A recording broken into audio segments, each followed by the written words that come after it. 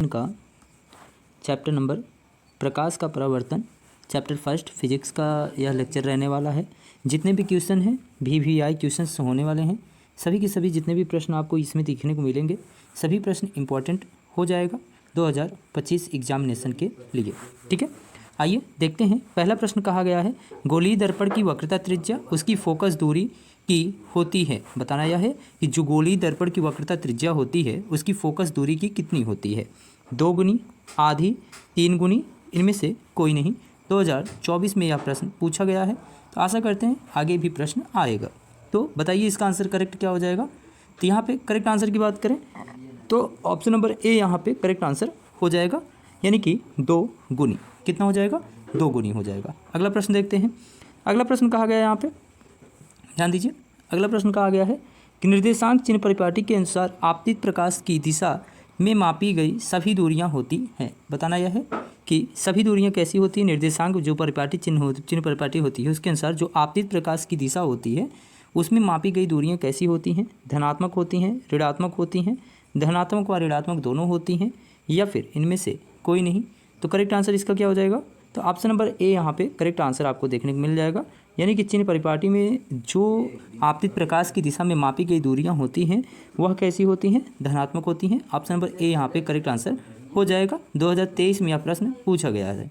ठीक है, अगला प्रश्न देखते हैं। अगला प्रश्न कहा गया यहाँ पे, ध्यान दीजिए। अगला प्रश्न कहा गया यहाँ पे कि 32 सेंटीमीटर वक्रता त्रिज्या वाले उत्तल दर्पण की फोकस दूरी कितनी होगी। कितना होगी यह बताना है, तो कितना होगा कमेंट कीजिएगा। 20 सेंटीमीटर, 25 सेंटीमीटर, 16 सेंटीमीटर या फिर 30 सेंटीमीटर। क्या पूछा गया है? वक्रता त्रिज्या कितनी है? 32 सेंटीमीटर, मतलब आर बराबर कितना है? 32 सेंटीमीटर। तो पूछा गया है उत्तल दर्पण के लिए। अच्छा, उत्तल दर्पण की बात करें तो इसमें क्या होता है, हमेशा पॉजिटिव मान आती है। ठीक है, तो बताना है फोकस दूरी का मान क्या होगा। तो यह बराबर क्या होता है? R/2। यहाँ पे R का मान रखेंगे 32/2, आ जाएगा कितना? 16 आ जाएगा। ठीक है, तो यहाँ पर करेक्ट आंसर क्या हो जाएगा? 16। ऑप्शन नंबर सी यहाँ पे करेक्ट आंसर देखने को आपको मिल जाएगा। ठीक है, क्या हो जाएगा answer? Option number C, 16 centimetre. अगला प्रश्न देखते हैं। अगला प्रश्न कहा गया यहाँ पे, ध्यान दीजिएगा। कहा गया है क्या कि सौर ऊर्जा को संचित करने के लिए दर्पण का उपयोग किया जाता है। सौर ऊर्जा को संचित करने के लिए किस दर्पण का उपयोग किया जाता है, यह प्रश्न पूछा गया आपसे। बताइएगा करेक्ट आंसर क्या हो जाएगा यहाँ पे। किस दर्पण का उपयोग किया जाता है यह बताना है। समतल दर्पण, उत्तल दर्पण, अवतल दर्पण, गोलीय दर्पण। बताइए चौथे का करेक्ट आंसर क्या हो जाएगा। तो अगर चौथे करेक्ट आंसर की बात करें, ऑप्शन नंबर सी यहाँ पे करेक्ट आंसर हो जाएगा, अर्थात अवतल दर्पण। ऑप्शन नंबर सी यहाँ पे करेक्ट आंसर हो जाएगा, अवतल दर्पण। यानी कि सौर ऊर्जा को संचित करने के लिए किस दर्पण का प्रयोग किया जाता है, तो अवतल दर्पण का प्रयोग किया जाता है। मोस्ट इंपॉर्टेंट क्वेश्चन है। ठीक है, लास्ट तक अंत तक बने रहिए, आपको बिग ऑफर लास्ट में किया जाएगा। ठीक है, देखते हैं आज सरप्राइज क्या है आपके लिए। ठीक है, बने रहिएगा साथ में। देखिए अगला प्रश्न की बात करें तो कहा गया समतल दर्पण द्वारा प्रतिबिंब होता है। यह बताना है कि जो समतल दर्पण होता है उसके द्वारा जो प्रतिबिंब बनता है वह होता है कैसा होता है, वास्तविक, काल्पनिक, दोनों, या फिर इनमें से कोई नहीं। बताना यह है कि समतल दर्पण द्वारा जो प्रतिबिंब बनता है वह कैसा बनता है, तो कैसा बनता है। ऑप्शन नंबर बी सही हो जाएगा, काल्पनिक बनता है। कैसा बनता है? काल्पनिक। आप घर में देखे होंगे अपने, जिसमें जाकर के अपना चेहरा देखते हैं, वह कौन सा दर्पण होता है, तो समतल दर्पण होता है। कैसा होता है? समतल दर्पण होता है। अच्छा, इस समतल दर्पण में अपना चेहरा देखते हैं, क्या वास्तविक होता है वो चेहरा? नहीं। कैसा होता है? तो वह काल्पनिक होता है। कैसा होता है? काल्पनिक होता है। ठीक है, इसका मतलब ये है कि समतल दर्पण द्वारा जो प्रतिबिंब बनता है वह कैसा होता है, तो काल्पनिक होता है। ठीक है, ऑप्शन नंबर बी यहाँ पे करेक्ट आंसर हो जाएगा। अगला प्रश्न है परावर्तन कोण होता है आपतित किरण और दर्पण की सतह के बीच का कोण। आपतित किरण और दर्पण की सतह पर खींचे गए अभिलंब के कोण के बीच के जो है कोण के, या फिर परावर्तित किरण दर्पण की सतह के बीच का कोण। परावर्तित किरण और दर्पण की सतह पर खींचे गए अभिलंब कोण के। बताना यह है कि करेक्ट आंसर इन सभी में क्या हो जाएगा, तो ऑप्शन नंबर डी यहाँ पे करेक्ट आंसर देखने को आपको मिल जाएगा, यानी कि परावर्तित किरण और दर्पण की सतह पर खींचे गए अभिलंब कोण के जो है बीच के कोण के बराबर होता है। यह VVI क्वेश्चन है। एक एक प्रश्न को केवल देखते रहना है, 2 बार आप वीडियो देखेंगे ऑटोमेटिक सारी चीज़ें कंठस्थ हो जाएंगी। ठीक है बच्चों, परेशान होने की आवश्यकता नहीं है। अगला प्रश्न देखते हैं। अगला प्रश्न कहा गया है यहाँ पे, क्या कहा गया है, प्रकाश के परावर्तन के कितने नियम हैं? बहुत ही इजी क्वेश्चन है ये तो। 1 है, 2 हैं, 3 हैं या फिर 4 हैं। बताना यह है कि प्रकाश के परावर्तन के कितने नियम हैं? ये कितने हैं? 2 हैं। कितने हैं? 2 हैं। ठीक है, तो ऑप्शन नंबर बी यहाँ पे करेक्ट आंसर हो जाएगा। अगला प्रश्न देखते हैं। अगला प्रश्न कहा गया यहाँ पे, क्या कहा गया यह देखिए।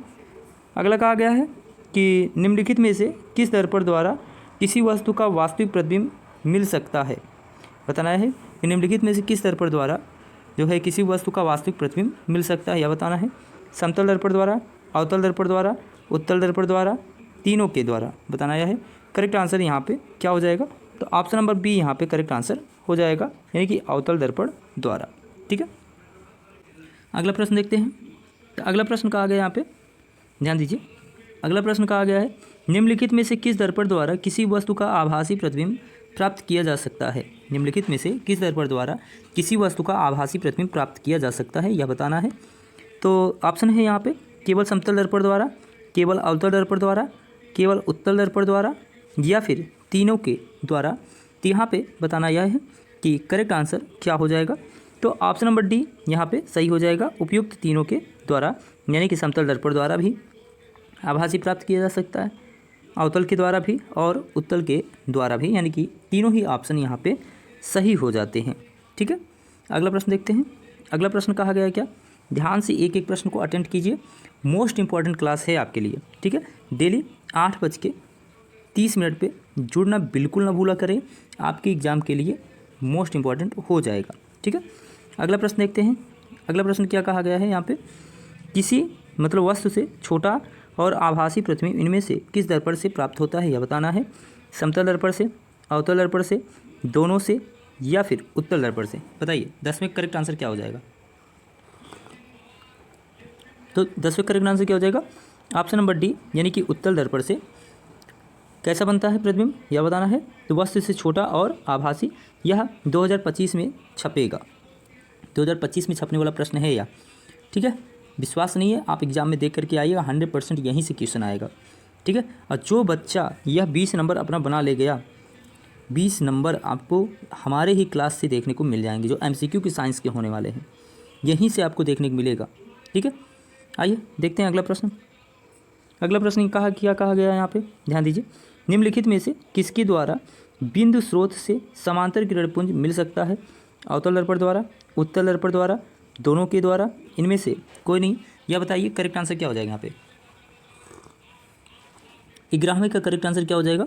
अगर 11वें करेक्ट आंसर की बात करें तो अवतल दर्पण द्वारा जो है यह करेक्ट आंसर हो जाएगा। किरण पुंज जो है समांतर मिल सकता है, ऑप्शन नंबर ए यहाँ पे करेक्ट आंसर हो जाएगा। अगला प्रश्न देखते हैं। अगला प्रश्न कहा गया यहाँ पे, क्या कहा गया है, कहाँ पर स्थित होने से वस्तु का प्रतिबिंब अवतल दर्पण के फोकस पर बनता है, यह बताना है। फोकस पर, वक्रता केंद्र पर, ध्रुव पर, अनंत पर। बताइए करेक्ट आंसर यहाँ पे क्या हो जाएगा? तो करेक्ट आंसर क्या हो जाएगा यहाँ पे? ऑप्शन नंबर डी करेक्ट हो जाएगा, यानी कि अनंत पर। कहाँ पर जो है स्थित वस्तु का प्रतिबिंब अवतल के फोकस पर बनता है, तो कहाँ बनता है? अनंत पर अगर रख दिया जाए तो करेक्ट आंसर क्या हो जाएगा यहाँ पे? ऑप्शन नंबर डी यहाँ पे करेक्ट आंसर देखने को मिल जाएगा। ठीक है, अगला प्रश्न देखते हैं। अगला प्रश्न है यहाँ पे, कहा गया अवतल दर्पण की फोकस दूरी उसकी वक्रता त्रिज्या की कितनी होती है? 2 गुनी, आधी, चौथाई या फिर बराबर। बताना यह है कि करेक्ट आंसर क्या हो जाएगा? तो ऑप्शन नंबर बी, यानी कि आधी होती है। कितनी होती है? तो आधी होती है, यानी कि यह बराबर क्या होता है? r/2 होता है। तो वक्रता त्रिज्या कितनी होती है? फोकस दूरी आधी होती है। ठीक है, अगला देखते हैं। अगला प्रश्न यहाँ पे कहा गया आपसे, क्या कहा गया? एक अवतल दर्पण में वस्तु को और क्या कहा जाता है? बिंब की स्थिति फोकस और ध्रुव के बीच हो तो प्रतिबिंब होगा कैसा, यह बताना है। वास्तविक बड़ा, वास्तविक छोटा, आभासी और बड़ा, आभासी और छोटा। बताना यह है। करेक्ट आंसर क्या हो जाएगा? तो करेक्ट आंसर यहाँ क्या हो जाएगा? आभासी यानी काल्पनिक और बड़ा। ऑप्शन नंबर सी यहाँ पे करेक्ट आंसर हो जाएगा। अगला देखते हैं। अगला प्रश्न कहा गया यहाँ पे, किसी अवतल दर्पण द्वारा आभासी यानी काल्पनिक, सीधा और आवर्धित प्रतिबिंब तब बनता है जब वस्तु यानी बिंब स्थित होता है कहाँ पर, यह बताना है। वक्रता केंद्र पर, वक्रता केंद्र के सिरे पर, फोकस और वक्रता केंद्र के बीच में, दर्पण के ध्रुव और उसके बीच में बताना यह है कि 15 में करेक्ट आंसर क्या हो जाएगा। तो 15 में करेक्ट आंसर की बात करें तो दर्पण के ध्रुव और उसके फोकस के बीच में ऑप्शन नंबर डी यहाँ पे करेक्ट आंसर हो जाएगा। ठीक है, अगला प्रश्न देखते हैं। अगला प्रश्न कहा गया मोटर गाड़ी के चालक के सामने लगा रहता है, बताना यह है मोटर गाड़ी के चालक के सामने कौन सा शीशा लगा होता है या फिर कौन सा दर्पण लगा होता है, यह बताना है। समतल दर्पण, उत्तल दर्पण, अवतल दर्पण या फिर पतला लेंस, बताइए 16वें का करेक्ट आंसर क्या हो जाएगा। तो ऑप्शन नंबर बी यहाँ पे करेक्ट आंसर देखने को मिल जाएगा, यानी कि उत्तल दर्पण लगा हुआ होता है जिसके कारण जो पीछे वस्तु होती है वह छोटा दिखाई देता है। ठीक है, अगला बात करते हैं। अगला प्रश्न है यहाँ पे उत्तल दर्पण द्वारा बना प्रतिबिंब होता है, कैसा होता है यह बताना है। काल्पनिक और उल्टा, काल्पनिक और सीधा, वास्तविक और उल्टा, वास्तविक और सीधा, बताना यह है कि इन चारों में करेक्ट आंसर क्या हो जाएगा। तो ऑप्शन नंबर बी यहाँ पे करेक्ट आंसर देखने को मिल जाएगा, यानी कि काल्पनिक और सीधा। कैसा होता है काल्पनिक और सीधा उत्तल दर्पण द्वारा बना प्रतिबिंब, यह 2020 में पूछा गया है, 21 में पूछा गया है और 22 में भी यह प्रश्न पूछा जा चुका है। तो 17 में करेक्ट आंसर क्या हो जाएगा, काल्पनिक और सीधा। अगला प्रश्न देखते हैं। अगला प्रश्न है उत्तल दर्पण द्वारा बना प्रतिबिंब होता है, कैसा होता है। हमेशा सीधा, हमेशा उल्टा, सीधा और उल्टा, इनमें से कोई नहीं, बताना यह है कि इनमें से करेक्ट आंसर क्या हो जाएगा। तो करेक्ट आंसर क्या हो जाएगा, हमेशा सीधा, ऑप्शन नंबर ए यहाँ पे करेक्ट आंसर हो जाएगा। अगला है, ध्यान दीजिएगा अगले प्रश्न को। तो अगला प्रश्न है दाढ़ी बनाने में किस प्रकार के दर्पण का प्रयोग किया जाता है। ध्यान दीजिए 2020 और 23 में यह प्रश्न पूछा जा चुका है। बताइए कि दाढ़ी बनाने में किस प्रकार के दर्पण का प्रयोग किया जाता है, उत्तल का, अवतल का, समतल का या फिर इनमें से कोई नहीं, बताना यह है। करेक्ट आंसर क्या हो जाएगा यहाँ पे, तो समतल दर्पण का, किसका, समतल का। ठीक है, अगला प्रश्न है प्रश्न संख्या 20 देखेंगे। कहा गया है एक दर्पण से किसी भी वस्तु पर रखी वस्तु सीधा प्रतिबिंब प्राप्त होता है, बताइए यह है, बताना यह है कि जो प्रतिबिंब प्राप्त हो रहा है सीधा, तो दर्पण कैसा है, समतल, उत्तल, समतल, उत्तल, अवतल। तो यहाँ पे जो प्रतिबिंब है वह कैसा बन रहा है, एक वस्तु का सीधा प्रतिबिंब प्राप्त हो रहा है, तो मतलब इसका मतलब यह है कि समतल, उत्तल वह दर्पण है। ऑप्शन नंबर सी यहाँ पे करेक्ट आंसर हो जाएगा। क्या हो जाएगा, सी। अगला प्रश्न देखते हैं। अगला प्रश्न कहा गया यहाँ पे कि संबंध या बराबर 8/2 सत्य है, किसके लिए बताना है। ऑप्शन ए है उत्तल दर्पण के लिए परंतु अवतल दर्पण के लिए नहीं, अवतल दर्पण के लिए परंतु उत्तल के लिए नहीं, उत्तल तथा अवतल दोनों प्रकार के लिए। यही से सही लग रहा है ना, ऑप्शन नंबर सी यहाँ पे करेक्ट आंसर हमें लग रहा है और यही होगा भी। ऑप्शन नंबर सी यहाँ पे करेक्ट आंसर हो जाएगा। ठीक है, 2024 का यह प्रश्न रहा है, ध्यान दीजिएगा, हो सकता है आपकी एग्जाम में आ जाए। ठीक है, आज इतना ही रखते हैं, मिलते हैं अगले वीडियो में। ये पार्ट फर्स्ट है, पार्ट कौन सा, ये पार्ट फर्स्ट है। अगला पार्ट आपको देखने मिलेगा कल, यानी कि नेक्स्ट डे। तो अगर आप अभी तक, आज आपका फर्स्ट डे है, तो आप प्लेलिस्ट में चले जाइए, वहाँ पे केमिस्ट्री और बायोलॉजी का कंप्लीट एमसीक्यू हो चुका है। जितने भी 2025 के एग्ज़ाम में बनने वाले हैं सभी के सभी हो चुके हैं। अगर आप एक बार रिवीजन कर लेते हैं तो आपके एग्ज़ाम में 100% आपके 20 नंबर तो कहीं नहीं जाने वाले, जो एमसीक्यू के हैं। ठीक है, अगर आप चाहते हैं आपकी परीक्षा सिक्योर हो जाए, आपके नंबर सिक्योर हो जाए, 20 नंबर आपको यहीं से क्लास से देखने को मिल जाएगा। आपको कहीं भटकने की आवश्यकता नहीं है। ठीक है, और डेली 7:30 पे आपको क्लास मिलती है इंग्लिश ग्रामर की, 7:30 पे। इंग्लिश ग्रामर में जुड़ना बिल्कुल ना भूला कीजिए, डेली क्लास चलती है। ठीक है, इसी तरीके से 8:30 पर आपको मिलती है साइंस की क्लास, इसमें भी जुड़ना बिल्कुल ना भूलें। 2 क्लासेज आपको दिए जा रहे हैं। आगे आपको जैसे ही हमारी साइंस की क्लास ओवर होती है, यानी ख़त्म हो जाएगी, साइंस की केवल फिजिक्स रह गई है, फिजिक्स का एमसीक्यू देना है। जैसे ही ख़त्म होता है, समाप्त होगा, तुरंत ही हम